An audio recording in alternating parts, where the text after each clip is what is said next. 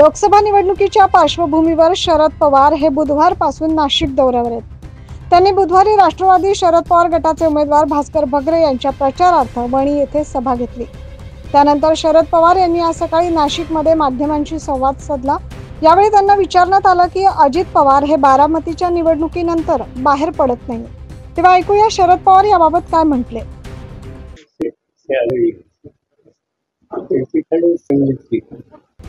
अजित पवारांना खरंच बरं नाहीये असं शरद पवारांनी यावेळी सांगितलं। तसेच पंतप्रधान नरेंद्र मोदी यांनी एका मुलाखतीत शरद पवारांचा पक्ष फुटत होता तेव्हा शरद पवार काय करत होते असा प्रश्न उपस्थित केला।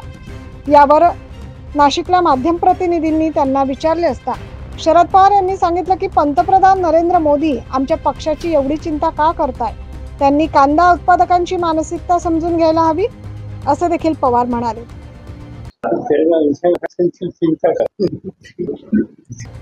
नाइन न्यूज महाराष्ट्रासाठी प्रतिनिधी जितेंद्र नरवाडे।